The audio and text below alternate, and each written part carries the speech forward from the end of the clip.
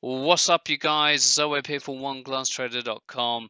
And, what can I say? Alistair has exceeded my expectations again, and I really hope he's exceeded yours because he's read all the feedback, all the comments, and he's back now with another version 1.2 of the OGT Zone Recovery EA. Now, you can download this latest version. Link is in the description. And as always, everything I send is absolutely free. All I ask in return is that you like the video and comment on how we can make this EA even better than it currently is now. Now, I don't want to waste any more time. I'm going to head over straight to the Zoom call that I've done with Alistair over the last couple of days, and he's got 3 brand new exciting features to share with you on this latest version. So let's get to it. Welcome back, Alistair, and I know you've been really busy working on a lot of the comments on the YouTube channel and all the emails I've been forwarding from you, from all the members of the community, giving their feedback around version 1.1. And just like to say thanks again for all your efforts. And I'm going to hand over to you because I believe you've got some really cool updates now for version 1.2. Yeah, no problems. Oh, good to be back. Yeah, so yeah, a lot of the comments took me by surprise really, because obviously I've only ever really done traded, currency pairs, and some people are asking about indices, and it's not something I'd done, and CFDs and those kind of things. So the EA wasn't really built for that, and so obviously people started to report some problems with that, particularly around the number of decimal places. Because if you trade an index, you'll notice then you have one point after decimal place, which is very different. You normally have 5 or 4 for a forex pair. So I had to do some work to the EA to get that to do that. So I'm pleased to say that I've sorted that out. So I think it's up for it's in version 1.2. So that's the big update really, is compatibility with the non-currency symbols. So Bitcoin, FTSE 100, oil, silver, gold, those kinds of things. They're the kinds of things you like to trade. Then the algorithm will work with it. I'm not saying it's profitable. You'll have to test it out for yourself, but it should work now. So I've added in some other inputs as well. So here, I'll go through this list here on the right.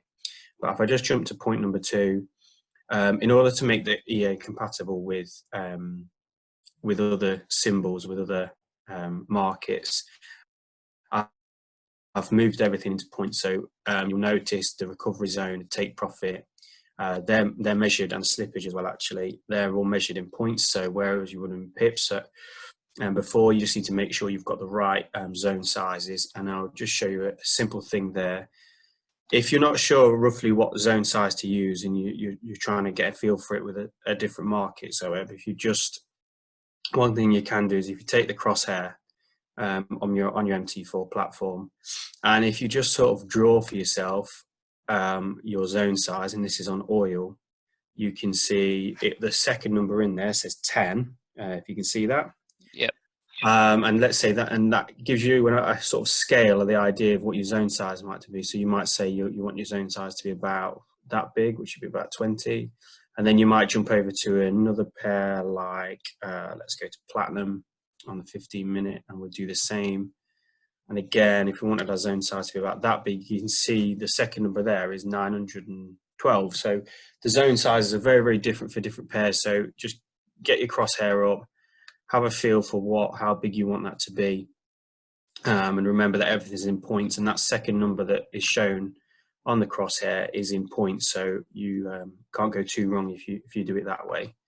Back up to number 1 then. I've just gone through some of the pairs that are on my platform, and sort of rough zone sizes. So if you're playing around with different symbols, here's the kind of order of magnitude zone sizes you might want to look around. So, which is quite important, because if your zones are too small, the EA just won't work. It won't open the stops. So your zone sizes have to be at least big enough, which is important. So Bitcoin it has massive zones. You need massive zones because of because it's 10,000, broadly $10,000 per Bitcoin. So the zone sizes there are quite big. Ethereum 400, UK 100 index, that's about 200. Oil is all the way down to 20. Silver 200, gold 400, platinum up to about 800, as you just saw, and then Euro USD, I tend to use about 20 pips or 200 points. So you can kind of get a feel for how different pairs will be in the zone sizes. So you will need to practice this, run it on a demo, get a feel for whether it works on those markets and whether those zone sizes work as well. If you use the ATR function, that should automatically size it around there. But if you want to manually control it yourself, then you need to have a feel for how big those zones are. So I just thought I'd highlight that, because if they're too small, the stops won't open on the other side. And the other thing I did, I saw another comment, and hopefully this is what this person meant, but somebody asked for sort of a max loss limit.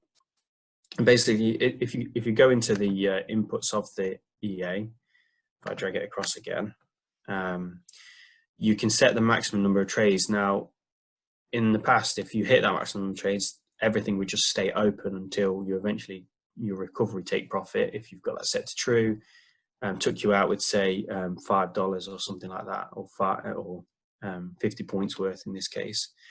Now, one thing I put in there is in the case where you've had 5 trades go and you've still not gotten out, and then the market really goes against you and keeps running, you can now set an absolute max loss that you want to have on here in units of your own currency. So if I just go down to find it as an input,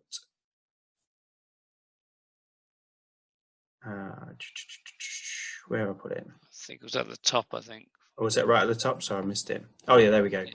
So this is max loss after max trade. So it's in units of your deposit currency, and you might set that as, I don't know, $500, say, or something smaller. I don't know, depends on your account balance. But it's just absolutely, if you get to that point, you don't want to hold on to these trades any longer, and I suppose that might be quite important with a recovery strategy like that. So if you leave it at 0, it will work exactly like it was before, so you don't have to play with it. But if you want to have some kind of safety net, as soon as it sees that your loss is over that number in your deposit currency, it will take you out of that trade and all those trades. But obviously you will take that loss, so not a good outcome. But maybe you think it's better to have that than to, I suppose, lose even more.